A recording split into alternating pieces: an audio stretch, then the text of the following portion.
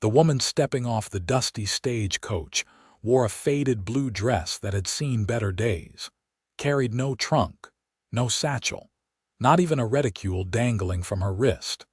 And when she looked around at the harsh landscape of Quartz Hill, Arizona Territory, in the blazing summer heat of 1882, her empty hands trembled so violently she clasped them together to hide her shame. Nathaniel Foster stood on the station platform, hat in hand, watching the parade of passengers disembark with growing anxiety. He had paid good money for that correspondence, written careful letters to a respectable agency in Philadelphia, and sent the train fare weeks ago. 3 women descended. 2 were greeted by waiting families. The third stood alone, clutching nothing but air, her dark honey hair escaping from pins that looked like they might have been fashioned from bent wire. She was younger than he expected, perhaps 22 or 23, with eyes the color of creek water that darted nervously across every face on the platform before landing on his. Nathaniel Foster. Her voice carried across the distance, hesitant but clear. He approached slowly, studying her. No luggage meant trouble of some kind, but her eyes held something he recognized from his own reflection during harder times: survival, determination wrapped in desperation. "Miss Foster," he said, using the name she would take when they married. "I am Nathaniel Vaughn." "Nora," she said quietly. "Nora Foster now, I suppose, if you will still have me. Where are your belongings?" Her jaw tightened and those creek water eyes filled with tears she clearly refused to shed. "Stolen. 3 days ago in Kansas City. Everything. My trunk, my mother's Bible, the money you sent that I had not yet spent, even the locket with my parents' photographs. I had stepped away from my luggage for just a moment to help an elderly woman who had fallen, and when I turned back, it was all gone." The station master was watching them with undisguised curiosity. Nathaniel knew how quickly gossip spread through Quartz Hill. Whatever happened in the next few minutes would be discussed over dinner tables throughout the territory by nightfall. "Did you report it to the authorities?" "I did. They took notes and said they would investigate, but I could not wait. I had already missed 1 train. If I missed another, I feared you would think I had changed my mind, that I was not coming at all." She swallowed hard. "I used the last coins in my pocket to buy bread to eat on the journey. I have nothing, not even a handkerchief to my name. If you want to send me back, I would understand, but I cannot pay for return passage. I am completely without resources." The afternoon sun beat down mercilessly on both of them. Sweat trickled down Nathaniel's back beneath his Sunday shirt. He had worn his best clothes to meet his bride, had even gotten a haircut that morning. The ranch hands had teased him mercilessly about his nervousness. He had been so certain this arrangement would work, that bringing a wife to his struggling cattle ranch would somehow make the loneliness of the past 5 years more bearable, would give him a reason to keep fighting when drought and rustlers and fluctuating beef prices made him want to sell everything and move to San Francisco. He looked at her empty hands again, at the way she held them in front of her like a shield or perhaps an offering. Her fingers were long and slender, but he could see calluses on her palms even from where he stood. She was no stranger to work. The letter from the agency had mentioned she was an orphan who had been supporting herself as a seamstress in Philadelphia. The letters she had written to him had been articulate and thoughtful, revealing a woman of intelligence and humor despite her circumstances. "You came anyway," he said, and it was not a question. "You got robbed and you came anyway. I gave you my word. The letters we exchanged, the agreement we made, those meant something to me, mean something to me. I know you paid good money for my passage and I intend to honor my commitment." Her chin lifted slightly. "I am a hard worker, Mr. Vaughn. I can cook and clean and sew. I managed a boarding house for 2 years after my parents died. I kept the books, handled difficult tenants, and never missed paying the lease on time. I may not have material possessions at this moment, but I have skills and determination and integrity. If those are not enough, then perhaps this match was not meant to be after all. The station master coughed, reminding them they still had an audience. Nathaniel made a decision based purely on instinct, on the stubborn pride in her voice and the way she stood straight despite obvious exhaustion and fear. He stepped forward and took both of her empty hands in his. They were smaller than he expected, delicate despite the calluses and cold despite the oppressive heat. He wrapped his rough, sun-darkened fingers around hers completely, enclosing them in warmth. "These," he said clearly enough for anyone listening to hear, "are enough. You are enough. Welcome to Quartz Hill, Nora." The tears she had been holding back spilled over then, running down cheeks that were sunburned and dusty from days of travel. She did not pull her hands away. "Thank you," she whispered. "You cannot know what that means to me." "We can figure out the rest as we go," he said, more gently than he had spoken to anyone in years.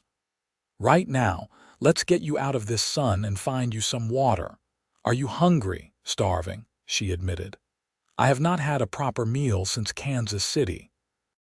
He released one of her hands but kept hold of the other, tucking it into the crook of his elbow in a gesture that felt both natural and terrifying.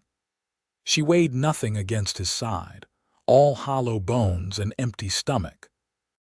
His protective instincts, dormant for so long, roared to life with unexpected ferocity.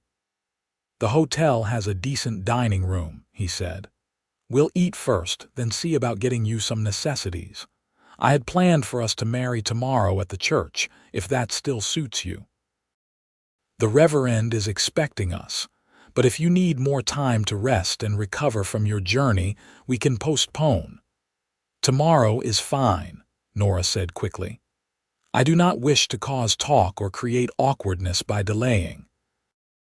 Besides, the sooner we are properly married, the sooner I can begin my duties as your wife and partner." They walked together down the main street of Quartz Hill, past the general store and the saloon and the blacksmith shop. Curious faces appeared in windows. Nathaniel nodded to the few people they passed, but did not stop to make introductions. There would be time enough for that later, after Nora had eaten and rested, after she looked less like she might collapse from exhaustion. The hotel dining room was nearly empty in the mid-afternoon lull between lunch and dinner. Nathaniel guided Nora to a corner table away from the windows and signaled the waitress, a middle-aged woman named Martha who had worked at the hotel for as long as he could remember. "Miss Martha, this is my intended, Nora Foster. She has had a difficult journey and needs a good meal. What do you have available?" Martha's sharp eyes took in every detail of Nora's appearance, from her worn dress to her lack of luggage to the way she sank gratefully into the chair. But her expression softened with something like sympathy. "We have beef stew and fresh bread, apple pie from this morning, and I can bring you both coffee and cold water. Miss, you look half dead from the heat. Let me get you that water first." "Thank you," Nora managed. "That is very kind." When Martha disappeared into the kitchen, Nora looked at Nathaniel across the table. "I must look a fright. I tried to wash up at the stations when I could, but there was not always time or facilities." "You look like someone who has survived a trial," Nathaniel said honestly. "There is no shame in that. This country demands survival from everyone. You will fit in just fine once folks get to know you." "Tell me about your ranch," Nora said, seeming eager to focus on something other than her own situation. "Your letters mentioned cattle and horses. How long have you been working the land?" "I came out here 7 years ago with my older brother, Amos. We pooled our savings and bought 600 acres along Coyote Creek. Good water, decent grazing, close enough to town for supplies, but far enough out to have real privacy." We built everything ourselves. The house, the barn, the corrals. Started with 50 head of cattle and have grown the herd to about 200 now, though we lost some last winter to the cold." He paused, old grief tightening his throat. "Amos died 3 years ago. Rattlesnake bite. He was out checking fences alone, and by the time I found him, there was nothing to be done." "I am so sorry," Nora said, and her sympathy sounded genuine. "That must have been devastating." "It was. Still is some days. We were partners in everything." "After he died, I kept thinking about selling out, moving on. But something kept me there. Stubbornness maybe, or the feeling that leaving would dishonor his memory.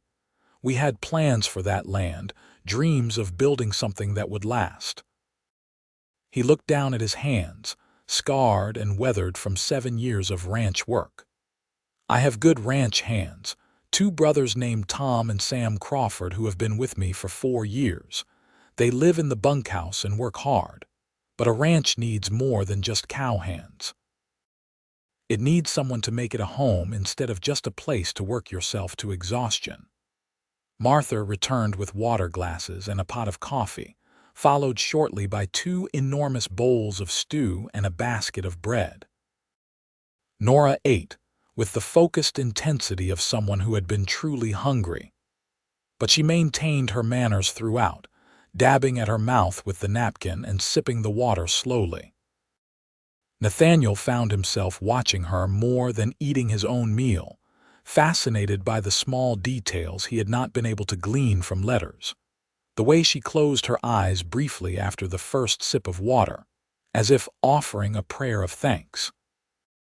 The careful precision with which she tore her bread into neat pieces. The slight tremble in her hands that gradually steadied as food and drink restored her strength. She was pretty in an understated way, with features that might be called plain at first glance, but grew more interesting the longer he looked. High cheekbones, a determined chin, and those remarkable eyes that changed color depending on the light. "This is the best meal I have had in weeks," Nora said after she had cleaned her bowl completely. "Thank you for this, for all of this." "You will earn your keep soon enough," Nathaniel said with a slight smile. "I am not much of a cook beyond basic camp food. Tom and Sam are worse. We have been surviving on beans, bacon, and whatever game we can shoot. A woman's touch in the kitchen will be more than welcome." "I enjoy cooking," Nora said. "When I have proper ingredients and equipment, I can make quite a variety of dishes. My mother taught me before she died." She was an excellent cook and took pride in her table, even though we had little money. They talked for another hour, filling in the gaps that letters had left, learning the sound and rhythm of each other's voices. Nathaniel found himself relaxing in her presence, surprised by how easy it was to talk to her. She asked intelligent questions about the ranch, about the challenges of raising cattle in Arizona territory, about his hopes for the future. She told him more about her life in Philadelphia, about the boarding house where she had worked, about the 3 years of correspondence with various suitors before choosing his letters as the ones that felt most honest and real. "You never made promises you could not keep," she explained. Other men wrote about mansions and unlimited wealth, about lives of leisure and luxury. I did not believe them, and even if I had, that was not what I wanted. I wanted honesty, partnership, a chance to build something meaningful with someone who would value my contributions. Your letters spoke of hard work and honest struggle, of a life that would be challenging but real. That appealed to me more than any fantasy." "I am glad I did not oversell the situation," Nathaniel said dryly, "because it truly is hard work and honest struggle. Especially this year with the drought. We have had to move the cattle to higher ground to find decent grazing. Water in the creek is lower than I have ever seen it, but we will survive. We always do." When they finally left the dining room, Nathaniel guided Nora toward the general store. You need clothes and personal items. We will get you outfitted properly." "I have no money to pay for anything," Nora reminded him, anxiety creeping back into her voice. "You are about to become my wife. What I have is yours, including credit at the store. Come on. Let's at least get you a proper dress for the wedding and some practical clothes for ranch life." The general store was run by a heavy-set man named Edgar Morrison and his wife, Clara. They looked up with interest when Nathaniel entered with Nora on his arm. News had clearly already spread about the mail-order bride's arrival. "Mr. Vaughn," Edgar said with exaggerated politeness, "what can we do for you today?" "My fiancée needs a complete wardrobe," Nathaniel said bluntly. "Her luggage was stolen during her journey. We need everything from the skin out. Practical ranch clothes, a dress suitable for a wedding, personal necessities, and anything else Mrs. Morrison thinks a woman might need to start a new household." Clara Morrison's eyes lit up with commercial interest that warred with feminine curiosity. She stepped around the counter and approached Nora with an appraising look. "Stolen luggage. How dreadful. You poor dear, you must have been beside yourself. Come with me to the back room where we can do this properly and privately. I have several ready-made dresses that should fit your frame, and we can select undergarments without the entire town knowing your business." Nora glanced at Nathaniel, who nodded encouragingly. "Take your time. Get whatever you need. I will settle the account." The women disappeared into the back room while Nathaniel browsed the store, selecting practical items he thought Nora might need.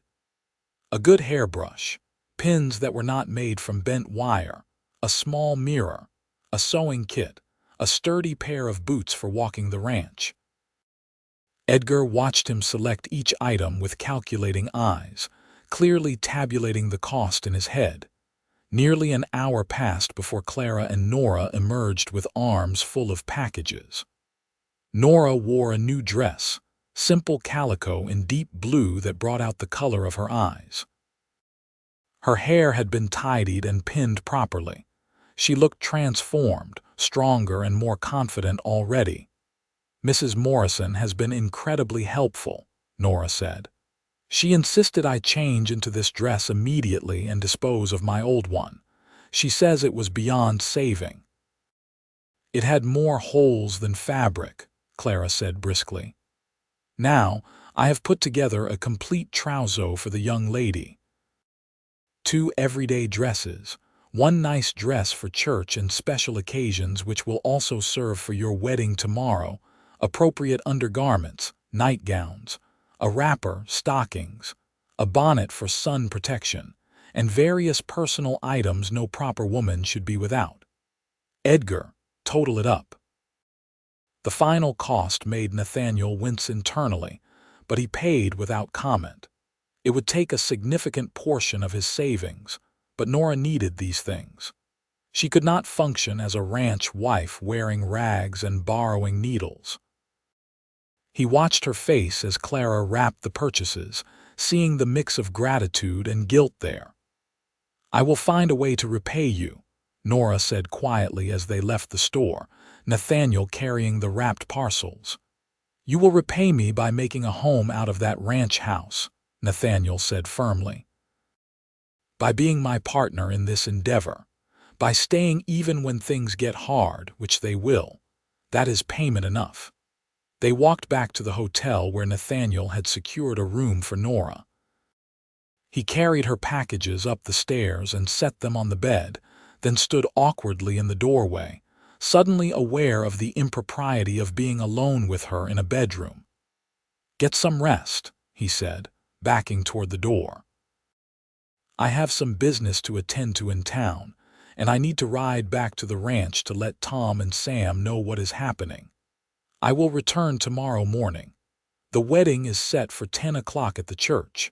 I will meet you there, or I can collect you from the hotel if you prefer." "I can walk to the church," Nora said. "It is not far. I saw it when we walked through town." "All right then. Tomorrow at 10. Sleep well, Nora," "Nathaniel," she said before he could leave, "thank you for everything, for not sending me away, for the meal and the clothes, for your kindness. I know this is not what you expected when you agreed to a mail-order bride. You thought you would get someone who came with a proper trousseau, with possessions and perhaps a small dowry. Instead, you got someone with absolutely nothing." He looked at her standing in the plain hotel room wearing the new blue dress, her empty hands folded in front of her again, and felt something shift in his chest, something that might have been the beginning of genuine affection. "I expected a partner," he said. "Someone honest and hardworking. Someone brave enough to travel across the country to start a new life with a stranger. That is exactly what I got. The rest is just things. Things can be replaced, character cannot. Sleep well."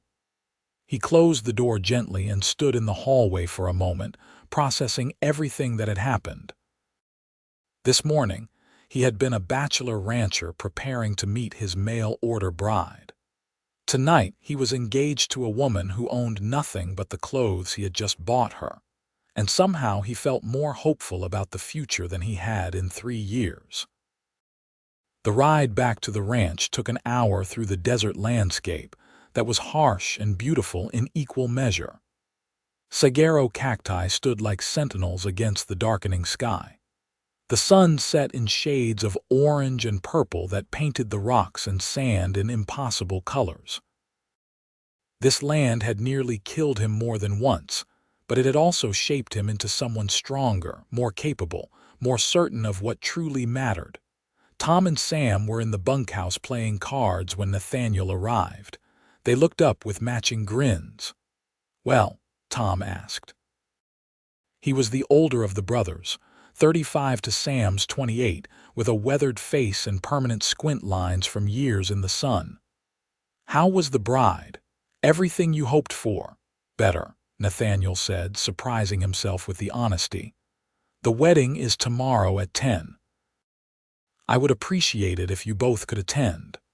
"Would not miss it," Sam said enthusiastically. He was the more outgoing of the two, always quick with a joke or a story. "When does she arrive at the ranch?" "Tomorrow afternoon, after the ceremony and a wedding meal at the hotel. I want you both on your best behavior. No cursing, no drinking to excess, no inappropriate stories. She is a lady and she will be treated as such." "Yes, boss," they chorused with mock seriousness, but Nathaniel could see they were genuinely pleased. They had been pushing him to marry for the past year, insisting the ranch needed a woman's presence. He spent the evening preparing the house as best he could. It was a simple structure, 4 rooms built of adobe and wood with a covered porch that wrapped around 2 sides. He and Amos had built it to last, with thick walls that kept it cool in summer and warm in winter. But it was clearly a bachelor's dwelling, functional but sparse. The main room served as both kitchen and living area, with a large stone fireplace and a rough wooden table. His bedroom was barely big enough for a bed and a dresser. There was a second bedroom that had been Amos's, empty now except for dust and memories, and a small room they had optimistically called the study, though it held nothing but a desk and shelves. Nathaniel cleaned with more vigor than he had employed in months, sweeping floors, dusting surfaces, changing the linens on his bed with the one good set he owned. He wanted Nora to feel welcome, to see the potential in this place even if the reality was currently underwhelming. Tomorrow night she would be his wife, would share this house and this bed and this life. The thought filled him with equal parts anticipation and terror. Sleep came with difficulty. He lay awake staring at the ceiling, listening to the familiar night sounds of the desert. Coyotes calling in the distance, the whisper of wind through the mesquite trees, the occasional stamp and snort of horses in the corral. Tomorrow everything would change. He would stand before God and man and pledge his life to a woman he had met only this afternoon. It was insane by any rational measure, Yet somehow it felt right.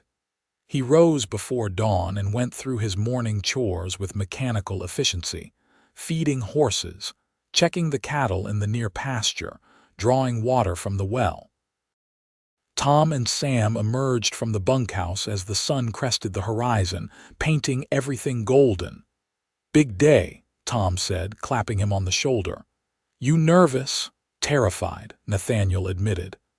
"That is how you know it matters," Sam said wisely. "If you were not scared, it would not mean anything." They rode into town together, arriving at the church with half an hour to spare. Reverend Thomas was a kindly man in his 60s who had been serving Quartz Hill since it was nothing but a mining camp. He greeted Nathaniel with a warm handshake. "Congratulations on your impending marriage, my boy. I understand your bride had quite a difficult journey." "You could say that," Nathaniel agreed. "But she is here now, and that is what matters." "Indeed. A woman who perseveres through trials is a woman of strong character. You have chosen well." The church filled slowly with curious townspeople who had heard about the mail-order bride's unusual arrival.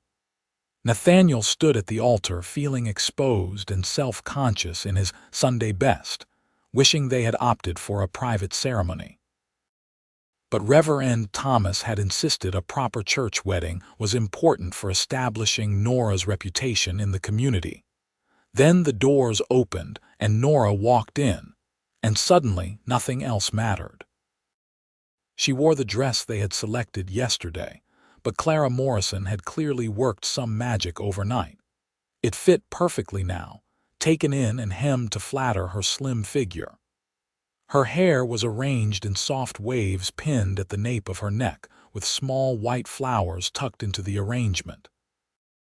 She carried a simple bouquet of wildflowers that someone must have gathered that morning. She looked nervous but determined, her chin held high as she walked down the aisle alone.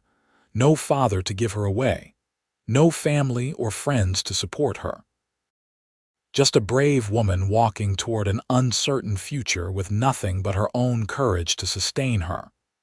Nathaniel felt his throat tighten with unexpected emotion.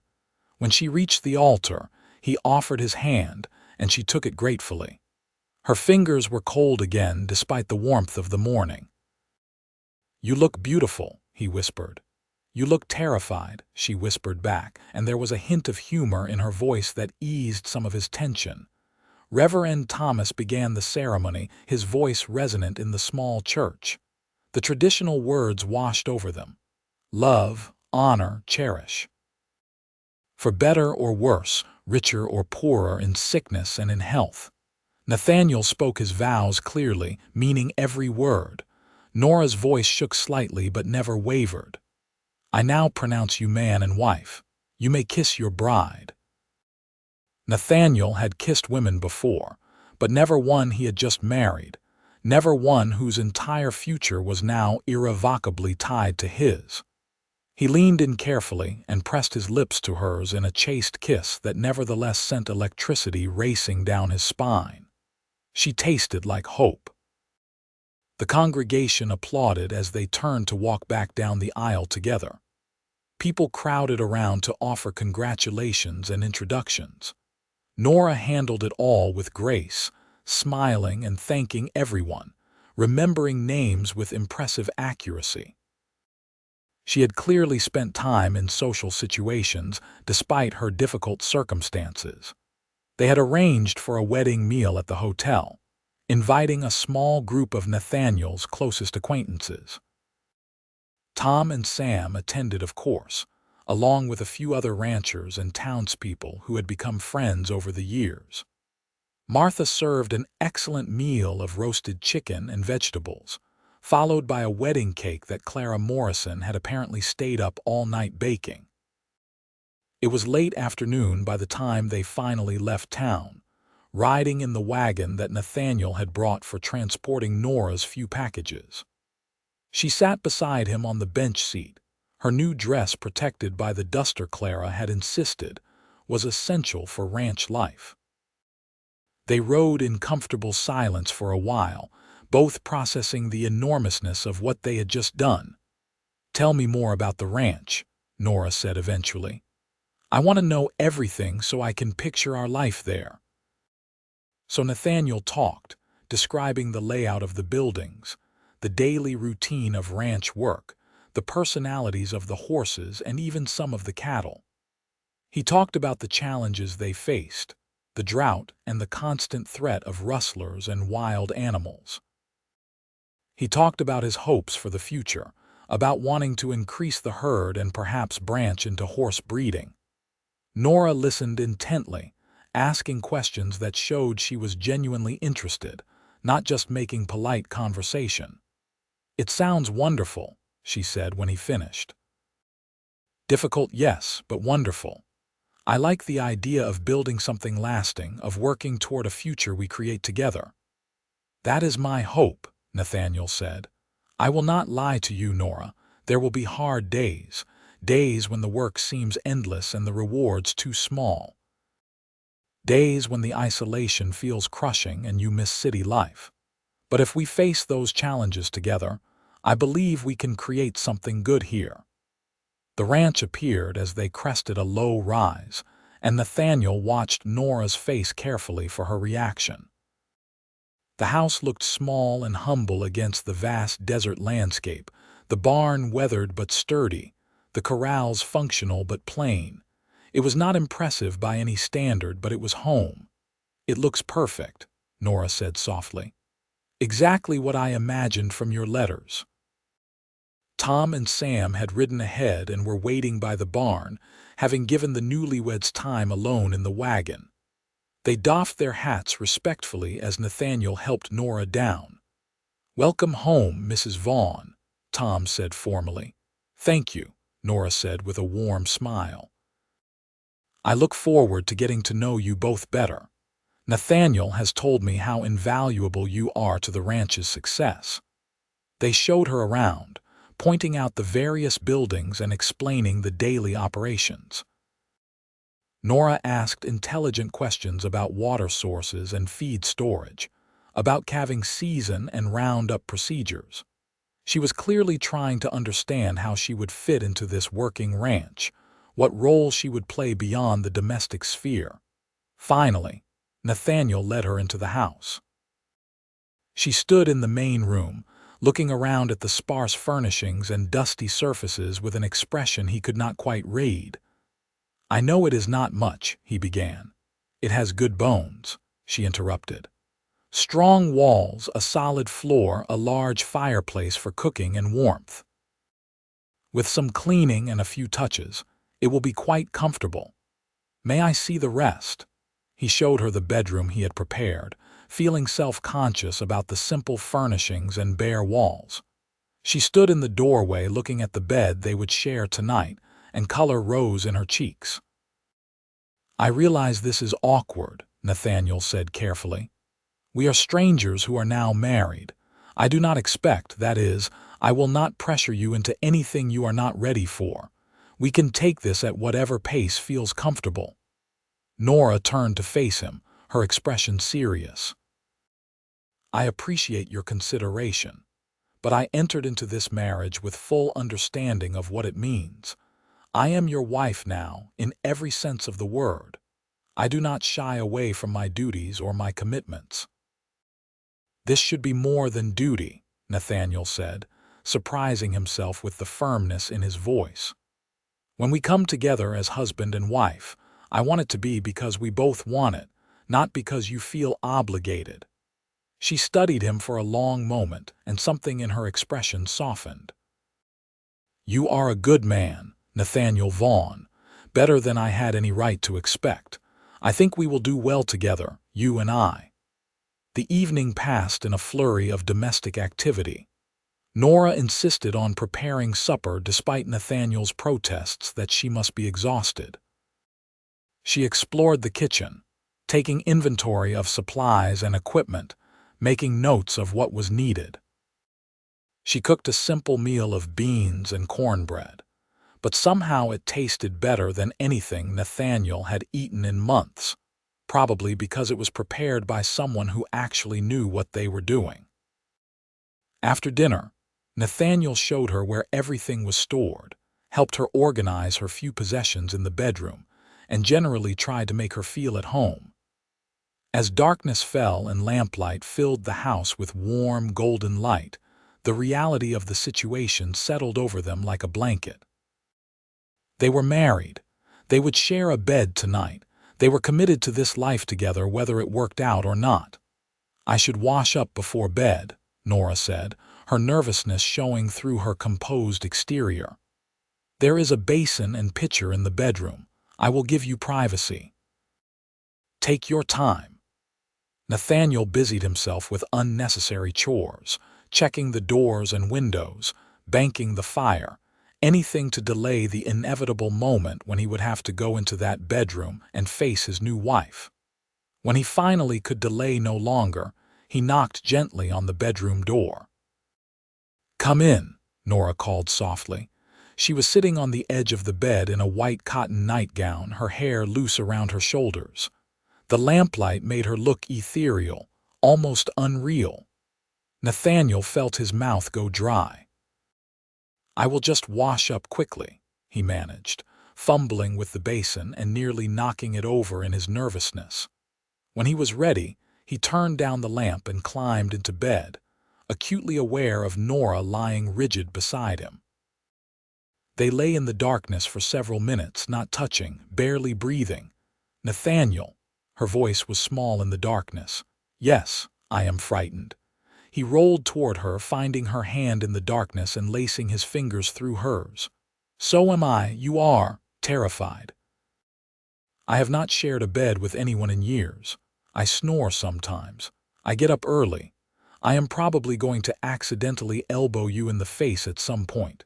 She laughed, a soft sound that broke the tension.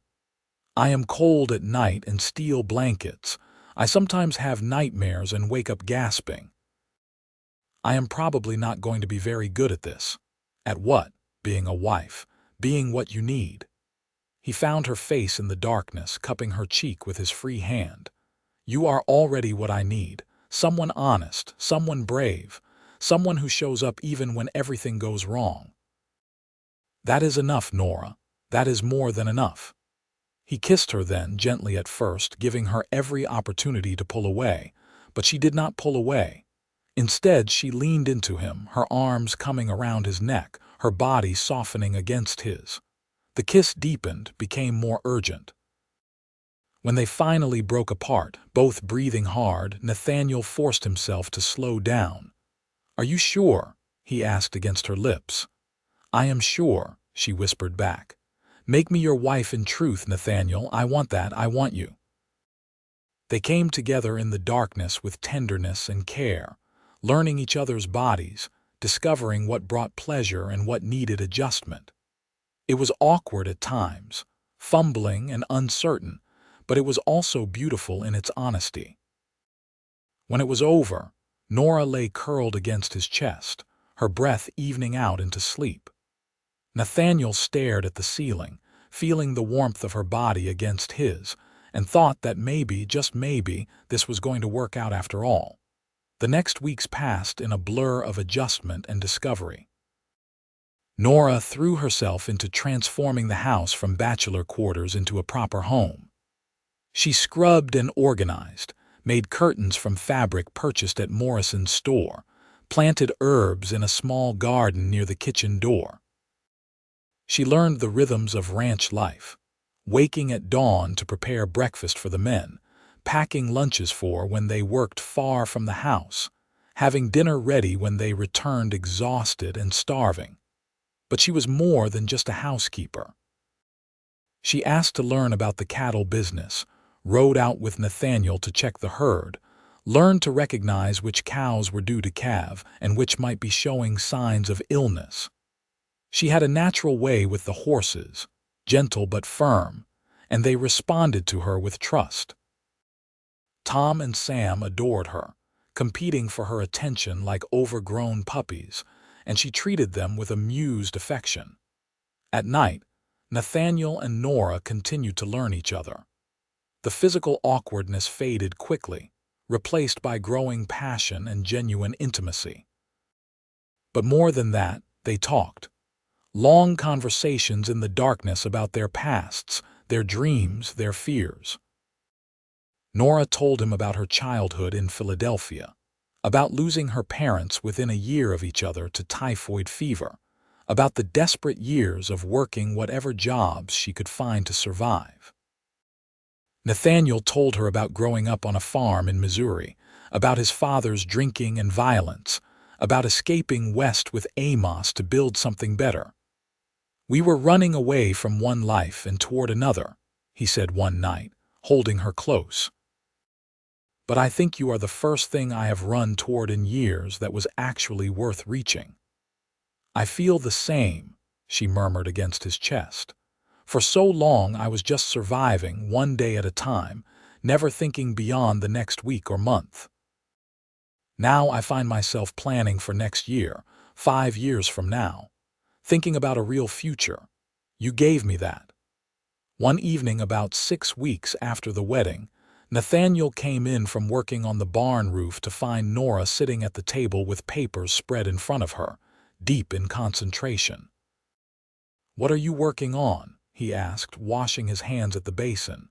"The accounts," she said absently. "I asked Tom where you kept the financial records and he showed me. Nathaniel, you are not charging enough for your beef." "What?" She looked up, her expression serious. "Your prices are too low compared to what other ranchers are getting. I stopped by to visit Clara Morrison yesterday, and she mentioned that the Reynolds Ranch just sold cattle for $3 more per head than your last sale. That is a significant difference, especially when you are selling 50 or more head at a time." Nathaniel sat down heavily across from her. "Old man Reynolds has been ranching for 20 years. He has connections I do not have." "Then we need to build those connections," Nora said firmly. "I have been thinking about this. What if we invited some of the other ranchers and their wives for dinner? Nothing fancy, just a chance to build relationships. And we should talk to the buyers directly instead of going through intermediaries who take their cut. I can write letters, make introductions. I worked in business in Philadelphia. I understand negotiations." He stared at her, seeing her in a new light. She was not just adapting to ranch life. She was actively looking for ways to improve it, to use her skills to make them more successful. "You would do that? Handle the business side? Why not? You are doing the physical work of running the ranch. Let me handle the paperwork and negotiations. We are partners, are we not? Partners use their strengths to complement each other." "Partners," he agreed, reaching across the table to take her hand. "I like the sound of that." They hosted their first dinner party the following month, inviting 3 neighboring ranch families. Nora cooked for days, preparing dishes that showcased her skills. The evening was a resounding success. The wives were charmed by Nora's friendliness and obvious competence. The men were impressed by her knowledge of cattle ranching and her sharp business mind. Several promised to share information about buyers and markets, effectively bringing Nathaniel into their informal network of established ranchers. "You were magnificent tonight," Nathaniel said as they cleaned up after the guests left. "I was nervous the entire time," Nora admitted. "But it went well, did it not? I think we made good connections. More than good. You opened doors tonight that I have been trying to get through for 7 years. She smiled, but there was something in her expression that made him pause. "What is wrong?" "Nothing is wrong exactly. I have been feeling strange lately. Tired and queasy in the mornings. At first I thought it was just adjustment or perhaps something I ate, but it has been happening for nearly 2 weeks now." Realization dawned slowly, then all at once. "Nora, do you think you might be with child?" Her hand went to her stomach instinctively. "It is possible. The timing would be right. We have been married nearly 3 months now." Nathaniel felt the world shift beneath him. A child. A family. The future they had been carefully building suddenly became even more real and precious. "How do you feel about that?" he asked carefully, searching her face for any sign of fear or regret.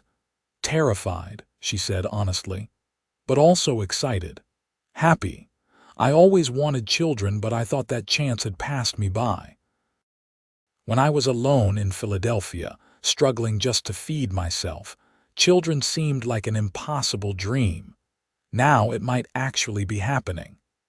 He pulled her into his arms, holding her close, feeling the fragile new life that might be growing between them. "We should have the doctor confirm it. Make sure you are healthy and everything is progressing as it should." "I will go to town next week," she promised. "But Nathaniel, I feel it in my bones. I am carrying our child." The doctor confirmed what Nora already knew. She was pregnant, due sometime in late spring. The news spread through Quartz Hill faster than a brush fire. And suddenly, Nora found herself the center of attention in a way she had not experienced before. The ranch wives who had been friendly but reserved now embraced her fully, offering advice and baby clothes and dire warnings about the difficulties of childbirth. Clara Morrison was particularly helpful, having raised 4 children of her own. She took Nora under her wing, teaching her what to expect, what to prepare, how to handle the various discomforts of pregnancy. Nathaniel watched Nora blossom under this feminine attention, saw her form real friendships for the first time since arriving in Arizona. The pregnancy progressed smoothly through fall and into winter. Nora continued to handle the household and much of the ranch business, though Nathaniel insisted she reduce her physical work. She accepted his protectiveness with good humor, knowing it came from love rather than a desire to control her. As her belly swelled with their growing child, Nathaniel found himself overwhelmed with emotion. He would watch her moving around the house, humming softly to herself, one hand resting on her stomach, and feel such fierce love and protectiveness that it nearly brought him to his knees. She was everything he had not known he needed: partner, lover, friend, the mother of his child. She had arrived with empty hands and somehow filled his life completely. Winter brought cold nights and occasional snow dusting the desert landscape. Nathaniel split extra firewood and made sure the house was snug and warm. Tom and Sam took on more of the outdoor work without being asked, wanting to spare Nora any heavy labor. The ranch had become not just a business but a family, all of them working together toward common goals. In February, cattle prices rose dramatically due to increased demand from the east. Thanks to Nora's networking and business acumen, Nathaniel was able to negotiate directly with a major buyer from Kansas City, eliminating the middlemen and their fees. The sale brought in more money than the ranch had ever seen at once. It was enough to pay off debts, make improvements, and put aside savings for emergencies. "You did this," Nathaniel told Nora that night, holding her carefully in their bed, mindful of her swollen belly. "Your intelligence and hard work made this possible." "We did this," she corrected gently. "You raised quality cattle and maintained a good reputation. I just helped present that value properly. This is what partnership means, Nathaniel. Each of us contributing what we can to make the whole stronger." As spring approached and Nora's time grew near, Nathaniel found himself increasingly anxious. Childbirth was dangerous, especially out here far from sophisticated medical facilities. Women died in childbirth regularly. The thought of losing Nora, of being left alone with a child to raise, terrified him in ways that facing down rustlers or breaking wild horses never had. She sensed his fear and addressed it directly one evening as they sat on the porch watching the sunset. "I am going to be fine," she said firmly. "Women have been giving birth since the beginning of time. I am strong and healthy. The doctor says everything looks normal. Clara Morrison will be here to help, and she has delivered more babies than the doctor has. You need to trust that this will work out." "I cannot lose you," Nathaniel said, his voice breaking. "I survived losing Amos, but I do not think I could survive losing you. You have become the center of my world, Nora. You and this baby. If anything happened to either of you, I do not know what I would do." She took his face in her hands, forcing him to meet her eyes. "Listen to me. I did not survive everything I have survived, did not travel across this country with nothing but determination, did not build this life with you, just to die in childbirth. I am going to bring our baby into this world, and then I am going to spend the next 50 years by your side. That is a promise." Her labor began on a warm evening in late April, nearly a year after she had first arrived in Quartz Hill. Nathaniel sent Tom racing to town to fetch Clara Morrison and the doctor while he stayed with Nora, holding her hand through the contractions, wiping her forehead with cool cloths, feeling utterly helpless in the face of her pain. Clara arrived within an hour, took one look at the situation, and immediately took charge. She sent Nathaniel out of the bedroom with firm instructions not to hover. "This is women's work," she said briskly. "Go boil water, keep the fire going, and stay out of the way. We will call you when there is news." The hours that followed were the longest of Nathaniel's life. He paced the main room, wearing a path in the floor. Tom and Sam sat at the table trying to distract him with conversation, but he heard none of it. All he could focus on were the sounds coming from the bedroom. Nora's cries of pain, Clara's calm voice offering encouragement, and his own heartbeat thundering in his ears. Finally, as dawn was breaking over the desert, he heard a new sound. A baby's cry, strong and healthy and impossibly loud. He was halfway to the bedroom door before it opened and Clara appeared, smiling tiredly. "You have a son," she announced. "A big, healthy boy with excellent lungs, and your wife is tired but fine. She did beautifully." Nathaniel rushed past her into the bedroom. Nora lay propped up on pillows, her hair damp with sweat, her face exhausted but radiant. In her arms was a tiny bundle wrapped in soft blankets. She looked up as he approached and smiled with such pure joy that his eyes filled with tears. "Meet your son," she said softly. "Meet Adam Thomas Vaughn." Nathaniel sat carefully on the edge of the bed and looked down at the small red face peeking out from the blankets. His son. His and Nora's son. The baby had a shock of dark hair and eyes that were trying to focus on the world around him. His tiny fist waved in the air as if already reaching for something to hold on to. "Adam," Nathaniel repeated, his voice rough with emotion. "That is a strong name." "I thought we could name him after your brother," Nora said. "Amos's middle name was Adam, was it not? It seemed fitting. This ranch, this life, it is built on the foundation you and Amos created together. Our son should carry that legacy." Nathaniel could not speak. He simply leaned down and kissed Nora's forehead, then carefully touched one finger to his son's tiny hand. Adam's fingers immediately closed around it with surprising strength. "He has your determination already," Nathaniel said with a shaky laugh. Over the next weeks, life adjusted to accommodate the newest member of the family. Adam proved to be a healthy baby with powerful lungs and a strong appetite. Nora took to motherhood with the same competence she brought to everything else, though Nathaniel often found her simply staring at their son with an expression of wonder, as if she could not quite believe he was real.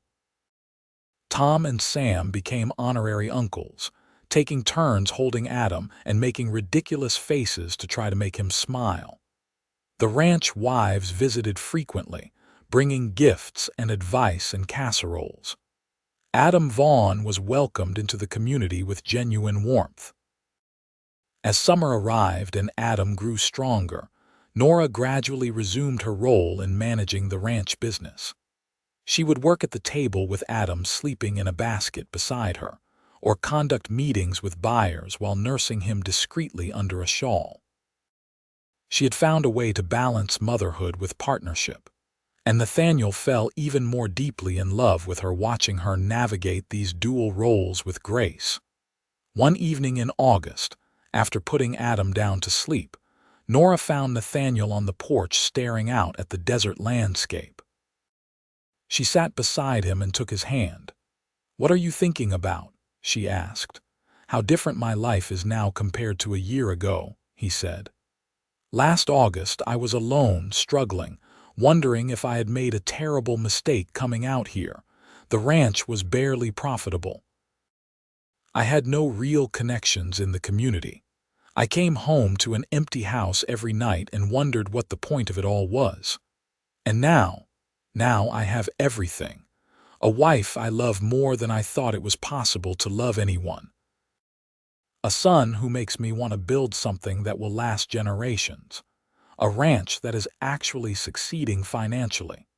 Friends, connections, a real place in this community. All because you got on that stagecoach and came to me with nothing but your courage and determination." Nora leaned her head on his shoulder. "I thought I was the one gaining everything. I had nothing, Nathaniel. No family, no home, no future. I was so scared when I stepped off that stagecoach. I kept thinking you would take one look at me, at my empty hands and worn-out dress, and send me back. But you did not. You took my hands and said they were enough. You gave me a home, a family, a purpose. You gave me everything I had stopped believing I could have." "We gave each other everything," Nathaniel said, turning to face her. "That is what partnership means. That is what love means." She kissed him then, soft and sweet in the fading light. From inside the house, Adam made a small sound in his sleep, and they both smiled. "We should go in," Nora said.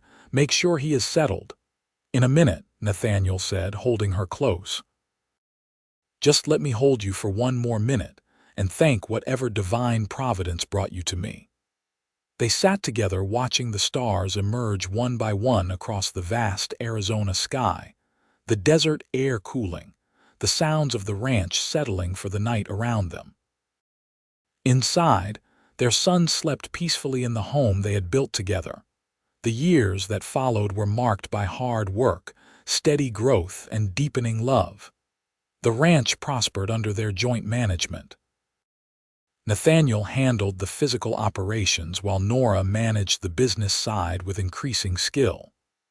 They became known throughout the territory as a formidable team, the cowboy and his mail-order bride, who had built something remarkable out of nothing. Adam grew into a sturdy boy with his mother's intelligent eyes and his father's quiet determination. When he was 2, Nora discovered she was pregnant again. This time the news brought joy without fear. She knew what to expect, felt confident in her body's ability to bring a child into the world. Their daughter, Anna Rose, was born in the spring of 1885. A tiny thing with rosebud lips and Nora's honey-colored hair. Tom and Sam remained with the ranch, eventually building their own small houses on the property when they each married. The ranch family grew to include their wives and children, creating a small community bonded by shared work and mutual respect. As Adam and Anna grew, Nora taught them reading and mathematics at the kitchen table, determined that they would have the education she had nearly been denied. Nathaniel taught them about ranching, about respecting the land and animals, about the value of honest labor and keeping your word. Together, they raised children who understood both the practical skills needed to survive in this harsh country and the intellectual tools needed to thrive in a changing world. On their 5th anniversary, Nathaniel surprised Nora with a new house. Not a replacement for the original adobe structure, but an expansion. He had worked for months with Tom and Sam, adding on a proper kitchen, a larger bedroom, a real parlor, and 2 rooms upstairs for the children. It was still modest by city standards, but it was spacious and comfortable, with windows that let in light and views of the surrounding landscape. "You have given me so much," he said as he showed her through the completed addition. "I wanted to give you something back.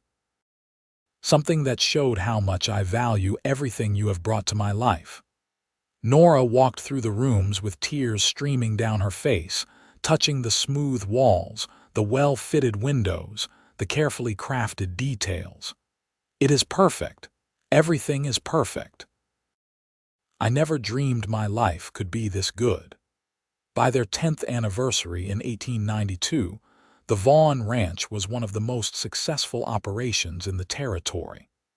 They ran 500 head of cattle on land that had expanded to over 1,000 acres. They had built a reputation for quality stock and fair dealing that made their name respected from Quartz Hill to Kansas City.